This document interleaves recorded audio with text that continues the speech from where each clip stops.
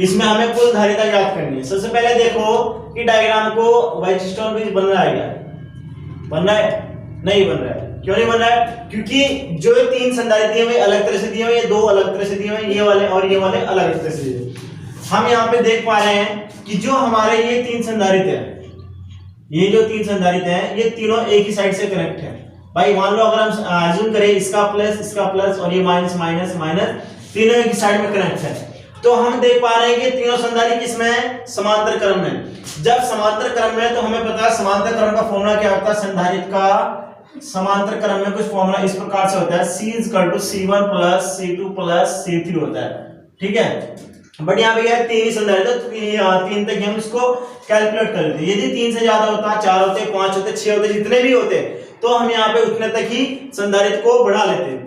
तो हम कैलकुलेट करते हैं, पहले इन तीनों को कैलकुलेट करते हैं, बाकी सब भूल जाओ, सिर्फ इन तीनों को पकड़ लो। ठीक है, तो आप देख पा रहे हो, मान लो जो ये तीनों संधारित्र है 3 माइक्रोफैरड, इसको मान लो C1 C2 C3 किसमें है? समांतर क्रम में। 3 माइक्रोफैरड समांतर क्रम में है। जब समांतर क्रम में होंगे तो अगर की कुल धारिता निकालें, मान लो कुल धारिता हमारी C हो जाएगी, तो C बराबर क्या हो जाएगा? तीनों को आपस में जोड़ देंगे, 3 + 3 + 3, तो कुल धारिता क्या आ जाएगी? 9 आ जाएगी। 9 यूनिट किसमें देखी इन्होंने? माइक्रोफैरड में देखी। फैरड में चेंज करने की जरूरत नहीं है, क्योंकि हम इसमें ना तो आवेश निकाले ना ही अभी विभव निकाले, सिर्फ हमें क्या निकालनी है? कुल धारिता निकालनी है। तो यूनिट भी हम जो कि 2 माइक्रोफैरड ही लिख देंगे। अब हमारा यहाँ से डायग्राम क्या हो गया? छोटा हो गया। हमने ये तीनों को कैलकुलेट कर लिया, पूरी टोटल वैल्यू निकल के आई 9 माइक्रोफैरड। अब जब इसकी टोटल वैल्यू निकल के आई 9 माइक्रोफैरड, तो हम क्या कर देंगे? इसको हटा देंगे यहाँ से। हमने यहाँ से इसको हटा दिया, वैल्यू निकल के क्या आई हमारी? यहाँ से जो संधारित्र निकल के आया उसकी आई 9 माइक्रोफैरड। अब इसमें और भी देखो क्या हो सकता है। भाई आप देख पा रहे होंगे कि इसका पॉइंट जो है और इसका पॉइंट जो है अलग अलग कनेक्ट है, लेकिन ये दोनों किसमें है? ये दोनों किसमें जुड़े हुए हैं? ये सीरीज क्रम में जुड़े हैं, समांतर श्रेणी क्रम में। तो जो आपके इसको मान लेते हैं C1 और C2, मतलब डैश डैश करके, तो C-1 C-2 श्रेणी क्रम में जुड़े हैं, श्रेणी क्रम में जुड़े हैं, तब कुल धारिता क्या निकल के आ जाएगी? यदि श्रेणी क्रम में संधारित्र जुड़े हो उसका फॉर्मूला कुछ इस प्रकार से होता है, 1/C=1/C1 + 1/C2। अगर 3 और 4 तो C4 C5 में मतलब जहां तक ले जा सकते हो, लेकिन हमारे यहाँ क्या है? 2 ही संधारित्र है, तो हम मान लेते हैं इसको डैश डैश करके माना। तो जो कुल धारिता निकालोगे आप यहाँ पे 1/C=1/6 + 1/6, 6s का एलसीएम आ जाएगा, तो 1/C=6 एलसीएम, 1 और 1 कितना हो जाएगा? 2 हो जाएगा। 2 तिया कितना होते हैं? 6 होते हैं, तो यहाँ पे बचेगा 2 × 2 और 1/3, तो मतलब 1/C=1/3 आ जाएगा। या फिर जब इसको उल्टा करोगे दोनों को, तो C = 3 माइक्रोफैरड आ जाएगा, क्योंकि जो ऑल संधारित्र की यूनिट दी हुई है वो सब किसमें दी हुई है? माइक्रोफैरड में दी हुई है। ठीक है भाई, तो यहाँ पे इसकी वैल्यू कितनी आ गई? 3 माइक्रोफैरड आ गई। ठीक है, अब हम इसको भी यहाँ से हटा देते हैं, हटा दिया यहाँ से, तो जो वैल्यू निकल के आई वो कितनी आई? यहां से लेके यहां तक की वो कितनी आ गई? 3 माइक्रोफैरड। अब आपको दिख रहा होगा कि ये दोनों किसमें? समांतर क्रम में। जब ये दोनों समांतर क्रम में है तो आपस में क्या हो जाएंगे? ऐड हो जाएंगे। 9 और 3 कितना हो जाएगा?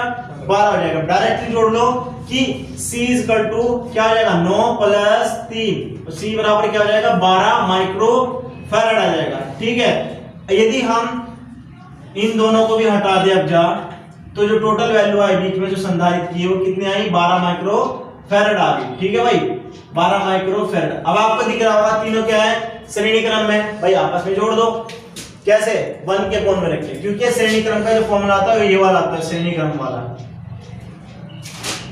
ठीक है, जब श्रेणी क्रम में होते हैं संधारित्र तो उनको इस प्रकार से जोड़ते हैं, कुछ 1/C=1/C1 C1/C2। तो यहाँ पे क्या है? इसको मान लो C-1 मान लो, इसको C-2 मान लो, ठीक है, इसको C-3 मान लो। ठीक है, तो क्या हो जाएगा? तो इनको आपस में क्या करते हैं? 1 के फॉर्म में रख के कैलकुलेट कर दो। 1/6 1/12 + 1/3, अब यहाँ पे जो बिगेस्ट वैल्यू है, मतलब जो बड़ी वैल्यू है वो क्या है, 12 है, मतलब 12 है। 12 क्या होता है, दोनों का क्या होता है, मतलब मल्टीप्लिकेशन होता है, एलसीएम आ जाएगा भाई। 6 दूनी कितने होते हैं, 12 होते हैं, 2 से नीचे और ऊपर मल्टीप्लाई कर दो। 3 चौक कितने होते हैं, 12 होते हैं, 4 से ऊपर 4 से नीचे। तो मतलब 1/c = एलसीएम क्या आ जाएगा इसका भाई, एलसीएम आ जाएगा इसका 12 12 12, मतलब 12 एलसीएम आ जाएगा। ऊपर आएगा 2 एकम 2 प्लस 1 4 एकम 4, तो 4 2 6 और 1 7। तो मतलब यहां से जो वैल्यू निकल के आएगी 1/c = क्या आएगी भाई, 12 नीचे सेम रहेगा, 4 और 1 5 और 2 7, मतलब 7/12। और यदि कुल धारिता की वैल्यू निकाले तो उल्टा कर दो, c की वैल्यू क्या आ जाएगी यहाँ पे, c बराबर 12/7 आ जाएगी।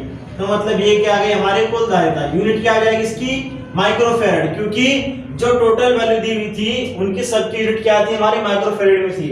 ठीक है, तो जो कुल धारिता निकल के आई वो c बराबर 12/7 है। यदि इसको पॉइंट में निकालना चाहते हो तो पॉइंट में कुछ ऐसे निकलेगा, ये इसको यहाँ से उठा के यहाँ पे ले आओ।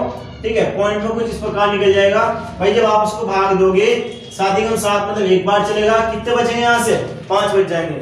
7 और 7 49 होते हैं, तो 1.7 आ जाएगा, फिर 1 बचेगा। ठीक है, 1 बच गया, मतलब 7 एकम 7, 1.171 माइक्रोफैराड, जो यूनिट वैल्यू आ गई कुल धारिता की 1.71 माइक्रोफैराड। यही हमारी इस क्वेश्चन का